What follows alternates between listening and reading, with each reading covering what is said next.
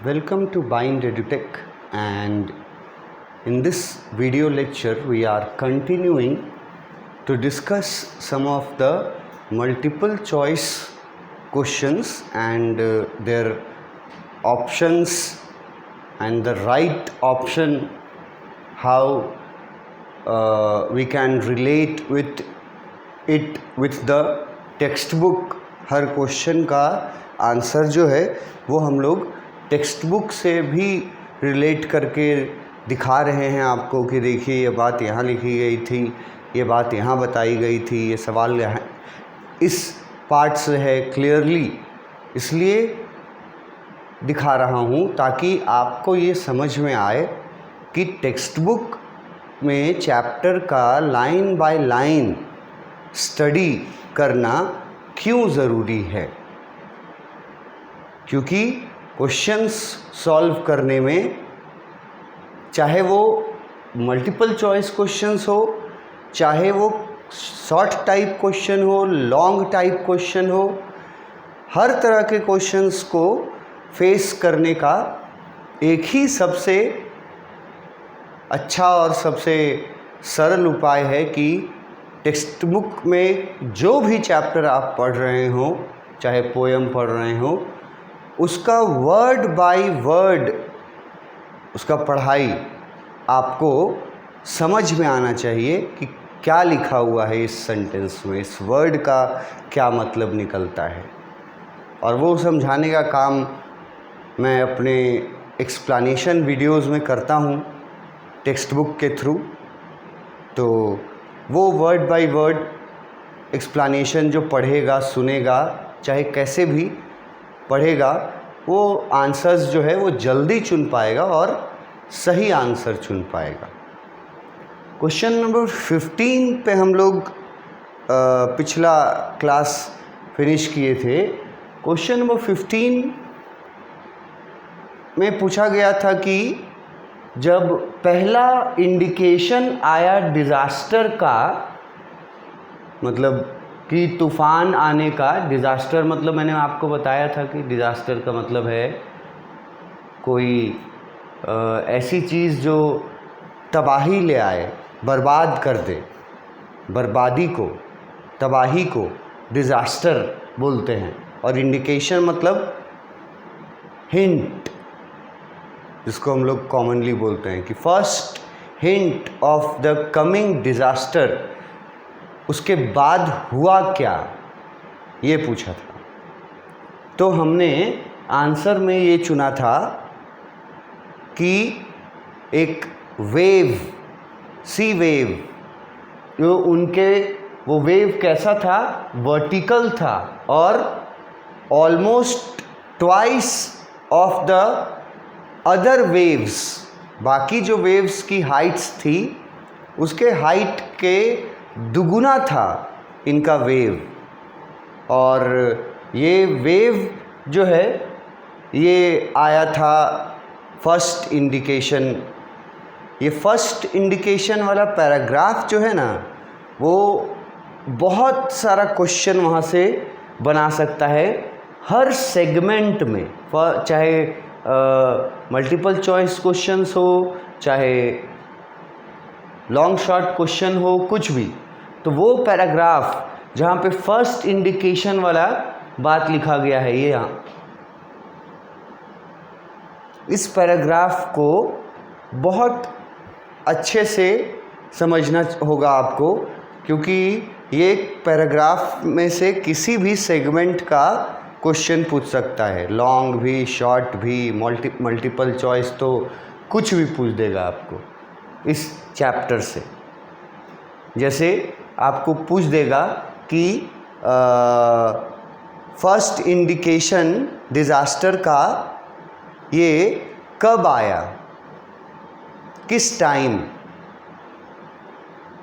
क्योंकि टाइम बताया है एग्जैक्टली, फैक्चुअल चीज़ है, तो वो आपको याद रखना होगा कि 6 बजे 6 PM शाम को 6 बजे डिज़ास्टर का पहला हिंट मिला था इन लोगों को। और फिर इस वर्ड से क्वेश्चन बना सकता है कि जब फर्स्ट इंडिकेशन मिला उन लोगों को डिज़ास्टर का, तो उस समय वातावरण कैसा था, एटमॉस्फेयर कैसा था, ये पूछ सकता है। उसमें किसी ऑप्शन में ये वाला वर्ड देगा, ओमिनस साइलेंस। इस वर्ड से भी क्वेश्चंस हो सकते हैं।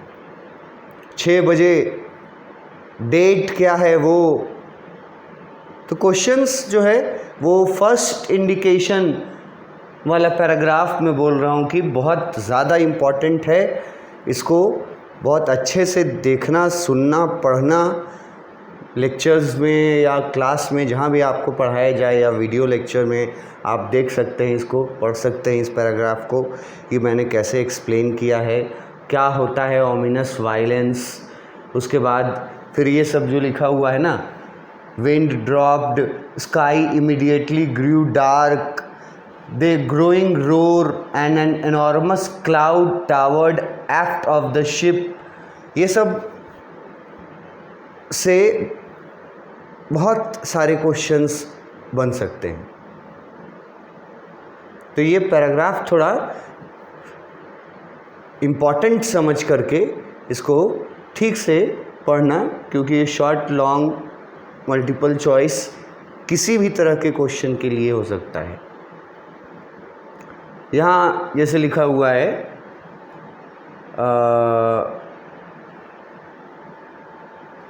जो हमारा आंसर वहाँ है, perfectly vertical wave twice the height of the other waves. जो हमारा आंसर वहाँ ऑप्शन में दिया गया था वो यही लिखा हुआ था कि पहला डिज़ास्टर का पहला साइन आने के बाद एक ओमिनस साइलेंस फैल गया, मतलब एक ओमिनस साइलेंस उसका हाईलाइट किया। क्यों इम्पॉर्टेंट है, आपको उसका एकदम किसी हालत में मतलब याद रखना है।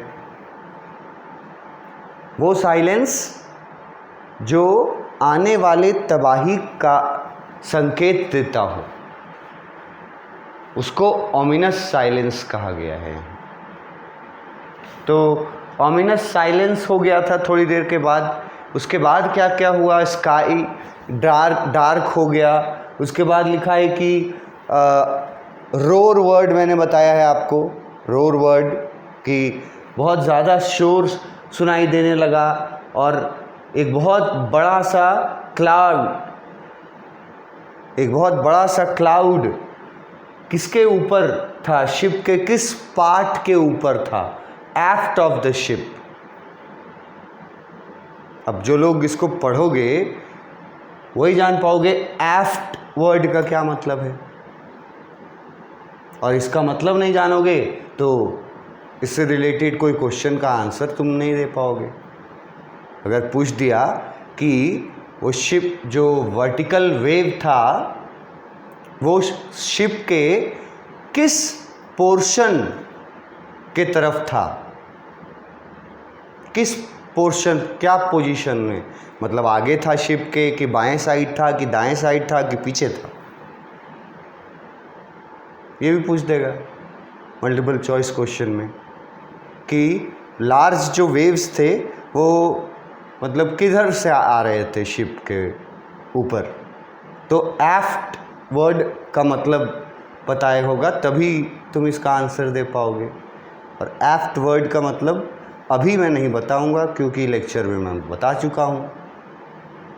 तो जो लोग पढ़े होंगे किसी भी माध्यम से उनको ये एफ्ट वर्ड पता होना चाहिए। नहीं पता है तो जाओ जाके पढ़ो, देखो, सुनो, पता चल जाएगा एफ्ट वर्ड मतलब क्या है। तो ये भी क्वेश्चन दे सकता है कि वो जो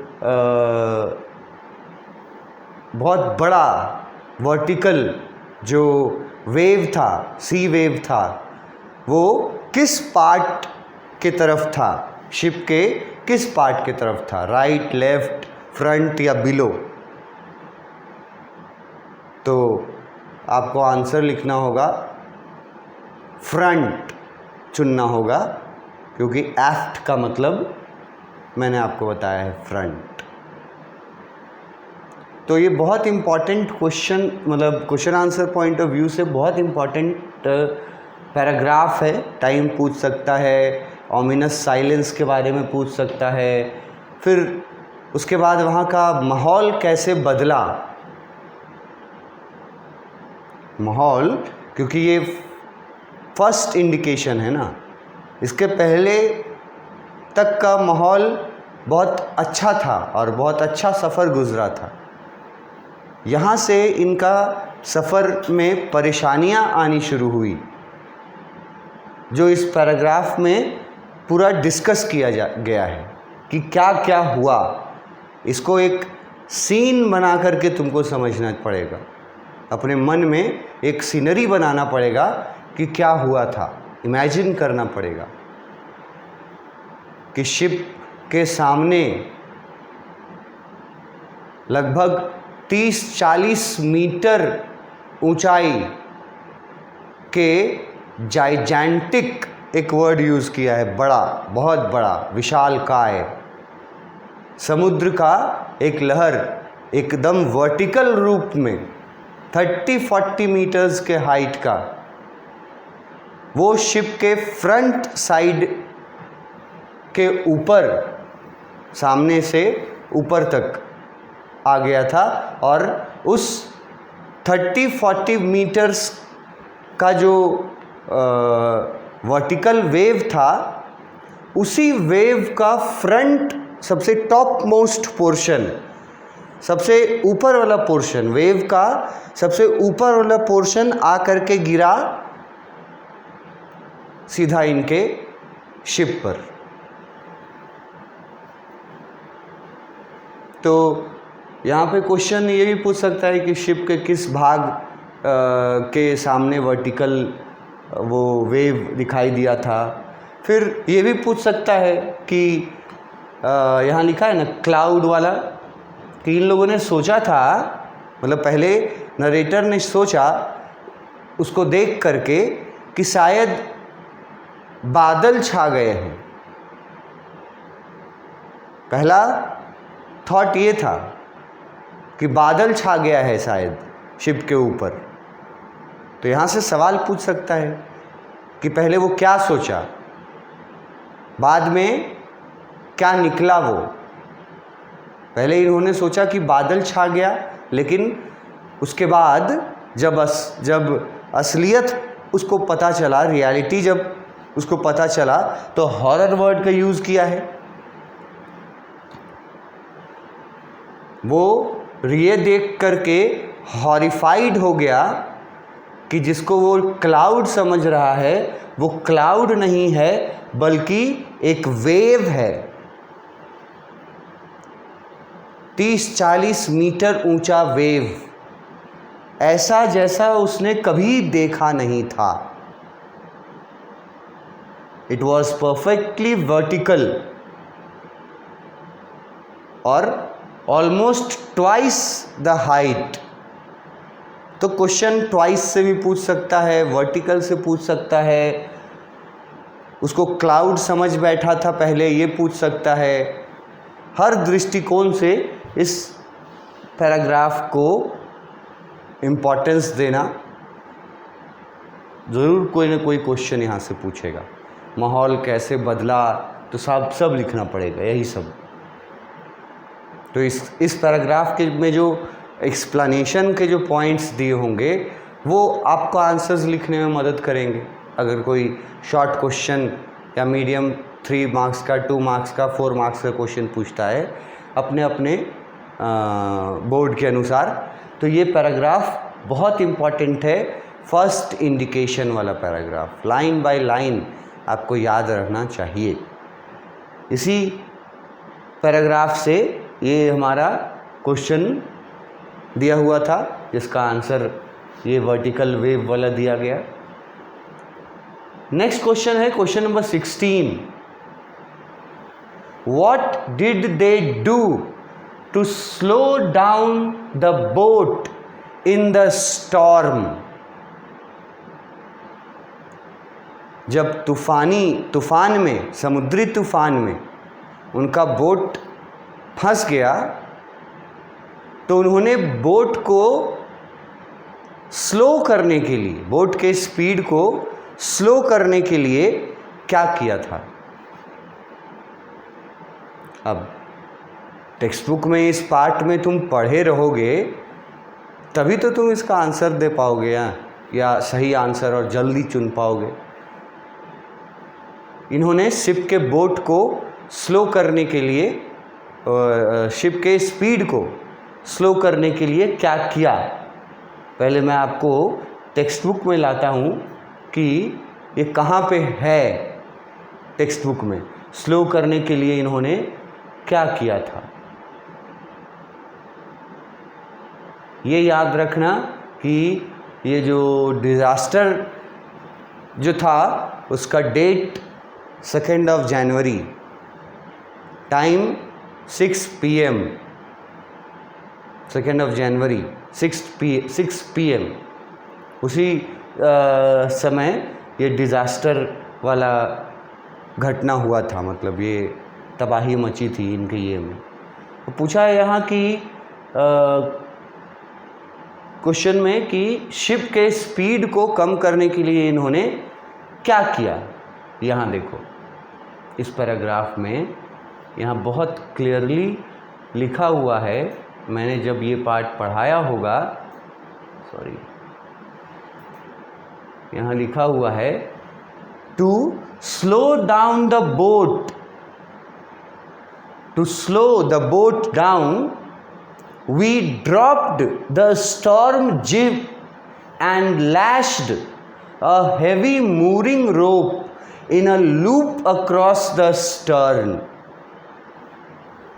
अब इसमें, इस सेंटेंस में इतने वर्ड्स हैं जो बिना आपको बताए, टीचर बताएगा तभी आप उसको समझ पाइएगा। जैसे मैंने बताया है आपको कि जिब क्या होता है, ड्रॉप करने का यहाँ क्या मतलब है, लैश का क्या मतलब है, मूरिंग रोप क्या होता है, ये सब मैं आपको बतला चुका हूँ एक्सप्लेनेशन वीडियोस में। अभी तो मैं सिर्फ क्वेश्चंस को दिखा रहा हूँ कि देखो कहाँ से क्वेश्चन कैसे कैसे पूछता है बीच बीच से, एकदम टेक्स्ट बुक से उठा के। तो क्वेश्चन पूछा कि स्लो डाउन करने के लिए क्या किया उन्होंने, यहीं लिखा हुआ है drop the storm jib and lashed a heavy mooring rope in a loop across the stern. अब देखो आंसर में कहाँ इससे मिलता जुलता तुमको ऑप्शन मिलता है। फर्स्ट है स्टॉप्ड सेलिंग, कि बोट के स्पीड को रोकने के लिए उन्होंने सेलिंग करना बंद कर दिया। सेलिंग मतलब होता है जैसे ड्राइविंग वर्ड हम लोग यूज़ करते हैं गाड़ी के साथ, वैसे ही सेलिंग वर्ड यूज़ करते हैं शिप के साथ। तो ड्राइविंग लेके समझो सेलिंग। तो ऑप्शन में लिखा है कि उन्होंने सेलिंग करना बंद कर दिया। बी में लिखा है drop the storm jib and lashed a heavy mooring rope. अब देखो जो स्टूडेंट उस लाइन को पढ़ा रहेगा ना, वो स्टूडेंट इसके बाद वाले ऑप्शंस को देखेगा ही नहीं, क्योंकि उसको याद आ जाएगा कि ये लाइन लिखा हुआ था वहाँ पे और मैंने वहाँ एक्सप्लेन किया था कि इसका मीनिंग क्या निकलेगा। यही वर्ड वहाँ लिखा हुआ था कि शिप के स्पीड को कम करने के लिए उन्होंने जिब, स्टॉर्म जिब को ड्रॉप कर दिया, गिरा दिया, ठीक है। लैश्ड अ हेवी मूरिंग रोप, ये भी वहीं पर टेक्स्ट बुक में भी आपने देखा कि लिखा हुआ था। ये वर्ड्स जो मैं हाईलाइट कर रहा था टेक्स्ट बुक में कि इन्होंने स्पीड को कम करने के लिए क्या किया, तो ये हमारा ऑप्शन बी जो है वो इसका सही ऑप्शन है। और ये ऑप्शन आसानी से चुन लेंगे जो लोग टेक्स्ट बुक के थ्रू पढ़े होंगे खुद वर्ड्स को, सिर्फ सुनने से नहीं होगा। कि टीचर बता रहा है कि उन स्पीड को कम करने के लिए उन लोगों ने अपने स्टॉर्म जिब को ड्रॉप कर दिया,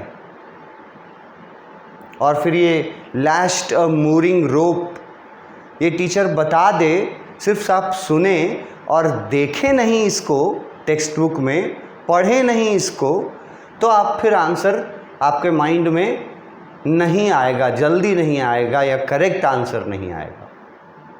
वो तब आएगा जब आप पूरा टेक्स्ट बुक पढ़े रहेंगे। तो इसका आंसर बी है। आपने देखा टेक्स्ट बुक में कि वहाँ लिखा हुआ है कि स्टॉर्म को, बोट को स्लो करने के लिए उन्होंने ड्रॉप कर दिया था स्टॉर्म जिब को, और लैश वर्ड आया था, हेवी मोरिंग रोप वर्ड आया था।